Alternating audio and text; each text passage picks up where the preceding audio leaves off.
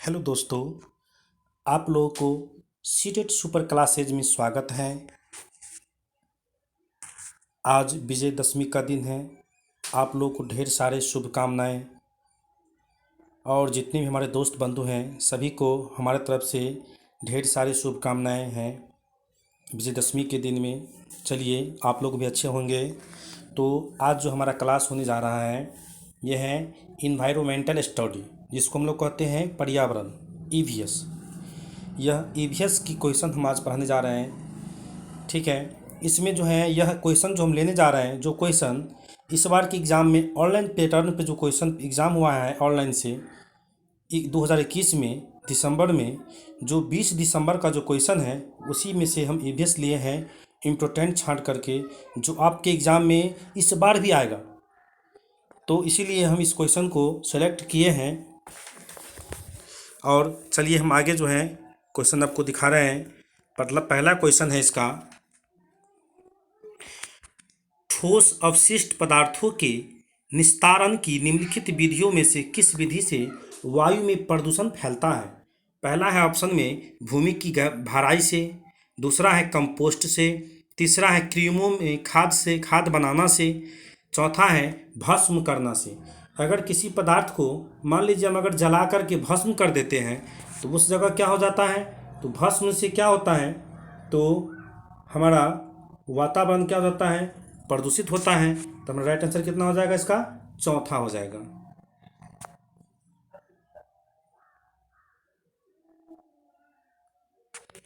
चलिए हम आगे चलते हैं अब 62 नंबर क्वेश्चन पर। 62 नंबर का क्वेश्चन है, वह स्थान जो कि दीर्घकाल से बाढ़ से प्रभावित होता है, किससे होता है, वहाँ हमेशा बाढ़ ही बाढ़ रहता है बराबर पहले से भी। स्थानीय लोगों में खाली स्थान का कारण होगा। क्या कारण होगा वहाँ के लोगों में, जहाँ हमेशा बाढ़ आता है तो वहाँ के लोगों में पुनर्वास होगा, स्थानांतरण होगा, देश प्रत्यावर्तन होगा या पुनः स्थापना होगा। तो वैसे जगह पर होता क्या है, तो वहाँ के लोग स्थानांतरण करते रहते हैं। जब पानी ज़्यादा हो जाता है तो वहाँ से क्या होता है, दूसरे जगह चला जाता है। तो इसका राइट आंसर क्या हो जाएगा, दूसरा आंसर हो जाएगा राइट। इसका राइट आंसर हो जाएगा दूसरा, स्थानांतरण करते रहते हैं यहाँ के लोग। ठीक है, अब हम बढ़ेंगे 63 नंबर क्वेश्चन पर। हमारा अगला क्वेश्चन है टेपियोका। टेपियोका का दूसरा नाम क्या है। देखिए, टेपियोका जो है कहाँ उगाया जाता है, केरल में। तो केरल में टेपियोका उगाया जाता है। तो टेपियोका का दूसरा नाम यहाँ पर पूछ दिया है, तो क्या होगा, पहला नंबर में है मूली, दूसरा में है कप्पा, तीसरा में है अदरक और चौथा में है शकरकंद। तो बताइए दोस्तों कौन सा होगा। तो यहाँ पर टेपियोका का दूसरा नाम जो है वो होगा कप्पा। क्या होगा, कप्पा नाम है इसका दूसरा। ठीक है, चलिए हम आगे बढ़ते हैं। अब 64 नंबर का क्वेश्चन है, हांगकांग में निम्नलिखित में से कौन सा भोजन लोकप्रिय है। देखिए हांगकांग का बात आ गया तो हांगकांग में जो है यहाँ पर सबसे प्रसिद्ध भोजन है सांप का। किसका है, सांप का। वहाँ के लोग, स्थानीय लोग जो हैं सांपों के मांस और भोजन बना करके खाते हैं, जिसको हम लोग कहते हैं लिंगहू फेन। तो किस ऑप्शन में लिंगहू फेन है, तो दूसरा ऑप्शन में हमारा लिंगहू फेन है। यही हमारा क्या हो जाएगा, राइट आंसर होगा कि हांगकांग में निम्नलिखित में से कौन सा भोजन लोकप्रिय है, तो लिंगहू फेन। यहाँ की सांप का ये भोजन बनाया जाता है, पकवान है, जिसको हम लोग कहते हैं लिंगहू फेन।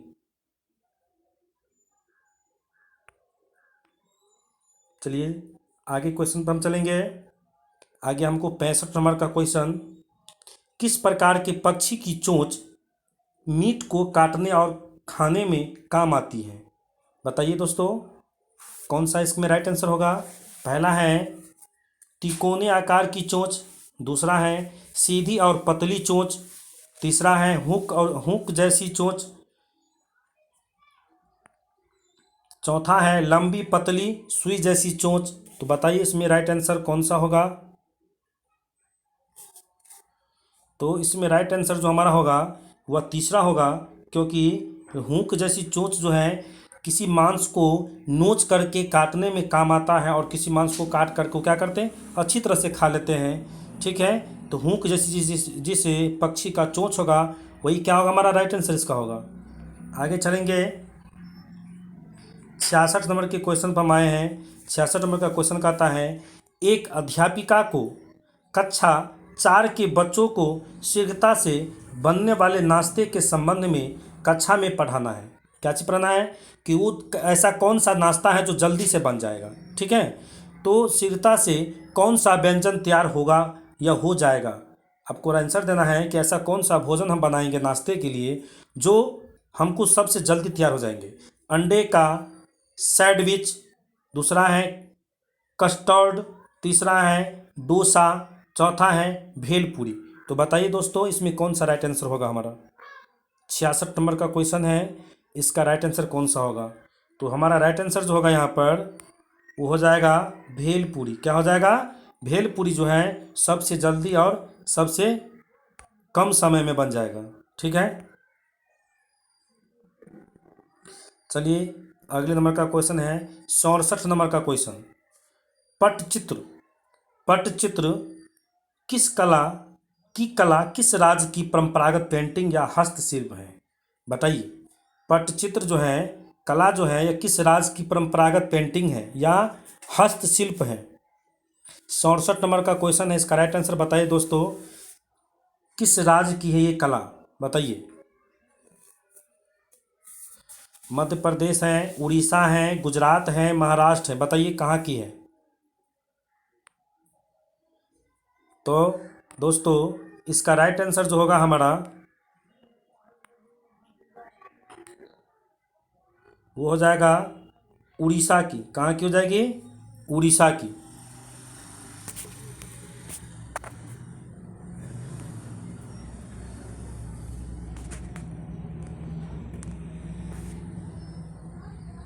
अगला है, अगला क्वेश्चन जो है हमारा 68 नंबर का, महामारी के दौर में चिकित्सकों ने विटामिन सी के भरपूर भोजन करने का परामर्श दिया था। कब ऐसा कहाँ हुआ था, जब कोरोना के दौरान महामारी चला था, उस समय में विटामिन सी भरपूर मात्रा में यहाँ के जनता को, यहाँ के लोगों को खाने के लिए कहा गया। उस समूह को चुनिए जिसमें विटामिन सी क्या होता है, प्रचुर मात्रा में पाया जाता है। ऐसा कौन सा वस्तु है जिसमें विटामिन जो है प्रचुर मात्रा में पाए जाएंगे। 68 नंबर का क्वेश्चन है, राइट जवाब दीजिए। पहला में है ब्रोकोली, सोयाबीन, काली मिर्च। दूसरा में है स्ट्रॉबेरी, संतरा, सोयाबीन। तीसरा में है दूध, स्ट्रॉबेरी, नींबू। चौथा में है ब्रोकोली, स्ट्रॉबेरी, नींबू। इसमें से कौन सा समूह है जिस तीनों के तीनों में क्या होते हैं, विटामिन सी की मात्रा पाए जाएंगे। तो विटामिन सी कौन से वस्तु में पाए जाते हैं, जो पदार्थ खट्टा हो उसमें विटामिन सी पाया जाता है। तो ऐसा कौन सा समूह है, तो ऐसा समूह जो है यह होगा आपका राइट आंसर चौथा होगा, ब्रोकोली में होगा, स्ट्रॉबेरी में होगा या नींबू। तीनों में प्रचुर मात्रा में जो होते हैं विटामिन सी की मात्रा पाए जाते हैं। अगला क्वेश्चन पर चलेंगे हम 69 पर, किस राज्य में झूम खेती की प्रथा सामान्य है। ऐसा कौन सा राज्य है जहाँ पर झूम खेती प्रचुर मात्रा में होता है और वहाँ पर झूम खेती चलता है, बताइए। सबसे इम्पोर्टेंट क्वेश्चन है ये, लगभग हर एक साल पूछा ही जाता है। झूम खेती क्या है, झूम खेती के विषय में निम्नलिखित कथनों में से छांटिए, बताइए कौन सा इसमें किस राज्य में चलता है।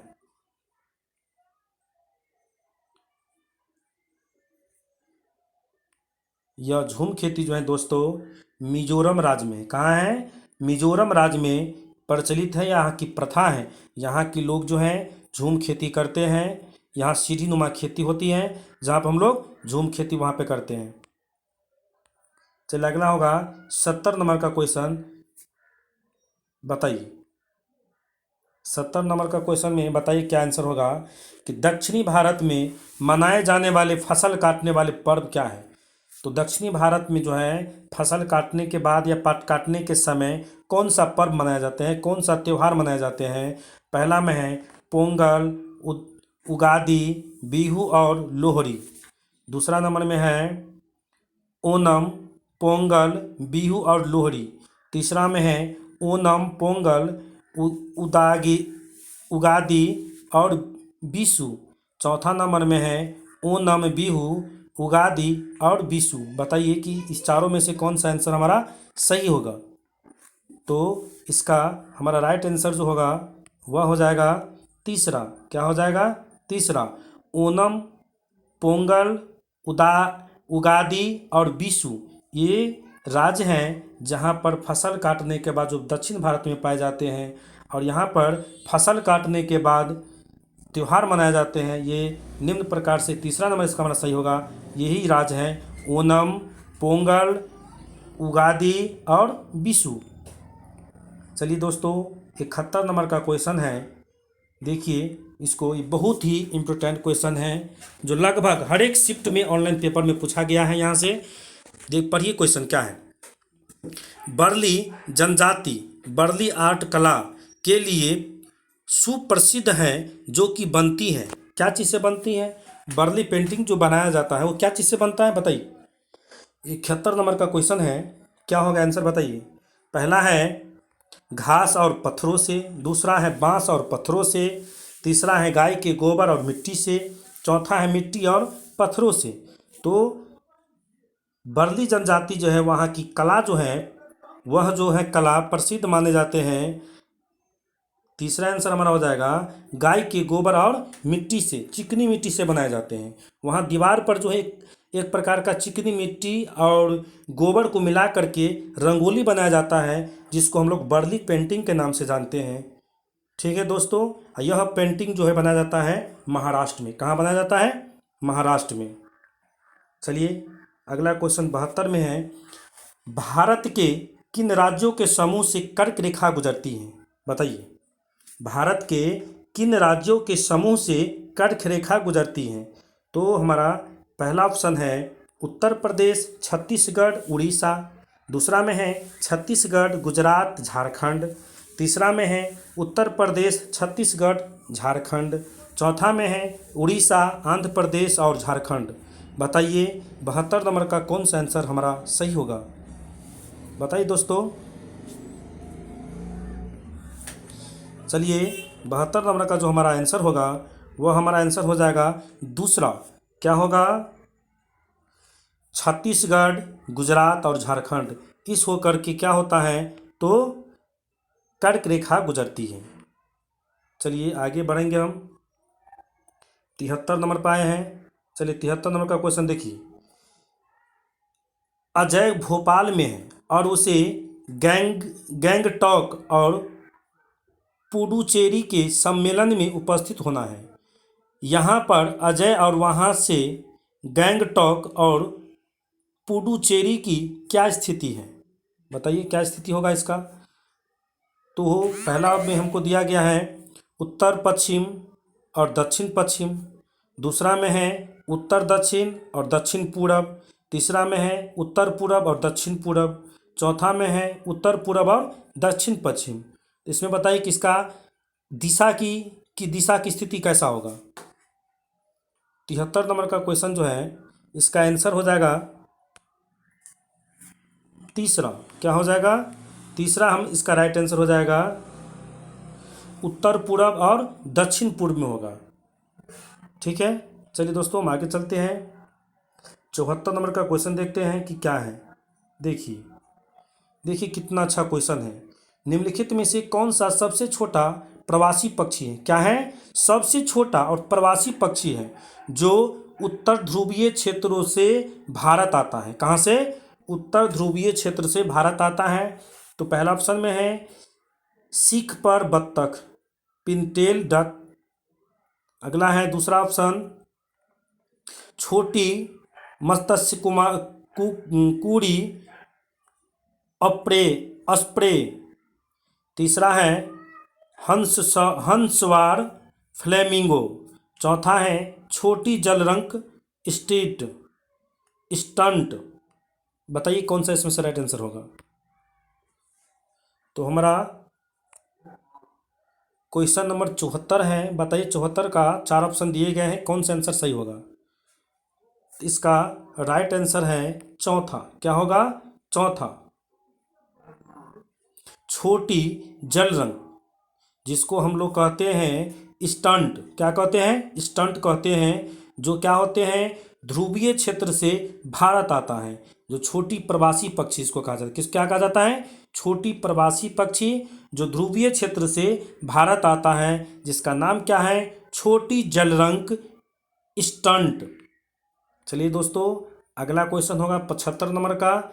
देखिए, सबसे इम्पोर्टेंट क्वेश्चन देखिए, ये सारे के सारे ऑनलाइन पेपर में पूछे गए हैं, वही हम पढ़ा रहे हैं। आप लोग इसको अच्छे से देखिए और नोट करते चलिए। जो इम्पोर्टेंट बात है उसको नोट करते चलिए, ताकि आगे चल कर आपको काम देंगे। अगला है, रोनी ने इटली से भारत की यात्रा की योजना बनाई। उसके मित्रों ने उसे वहाँ से इटालियन चीज़ माने पनीर लाने के लिए कहा। कौन सी तकनीक चीज़ को सुरक्षित रखने और भारत में लाने के लिए उत्तम होगा? बताइए, वो कहाँ से आ रहे थे? रोनी नाम का एक कोई विद्यार्थी हैं, कोई बच्चे हैं, इटली से भारत की यात्रा की योजना बनाई। कहाँ से? इटली से भारत के आने की योजना बनाई। उसके मित्रों ने उसको कहा कि टाइलिन चीज़, यानी कि कोई ऐसा चीज़ लीजिए जो जिसका पनीर होता है। जो पनीर क्या चीज़ से बनता है? दूध से। तो वह लाने के लिए कोई सुरक्षित सामान या रखने के लिए उत्तम क्या सा होगा? तो डिब्बा बंद, निर्जलीकरण, लवण, सॉल्टिंग, निर्वात, पैकिंग। बताइए इसमें से कौन सा आंसर सही होगा? तो दोस्तों बताइए इसका कौन सा ऑप्शन सही होगा? आपके सामने 4 आंसर दिया गया है, बताने की प्रयास करें। चलिए, इसका राइट आंसर जो होगा चौथा होगा। कौन सा होगा? चौथा आंसर होगा इसका राइट आंसर, निर्वात पैकिंग। निर्वात पैकिंग का मतलब होता है कि हम एक जगह से दूसरे जगह कोई वस्तु को ले जाते हैं, उसमें सुरक्षित पैकिंग कर दिया जाता है, जिसमें वायु की मात्रा न प्रवेश करे, जिससे कोई भी सामान इसमें न खराब हो। ठीक है दोस्तों, चलिए आज का ये अंतिम क्वेश्चन था। फिर हम अगले वीडियो में 76 से 90 तक का क्वेश्चन देंगे, जो आपके लिए लाभदायक होगा। और जो हमारे नए दोस्त हैं, इस वीडियो को या हमारे चैनल को सब्सक्राइब कर लेंगे, लाइक कर देंगे और शेयर करेंगे, ताकि इसी प्रकार से हम वीडियो आपके समक्ष रखते रहेंगे। धन्यवाद।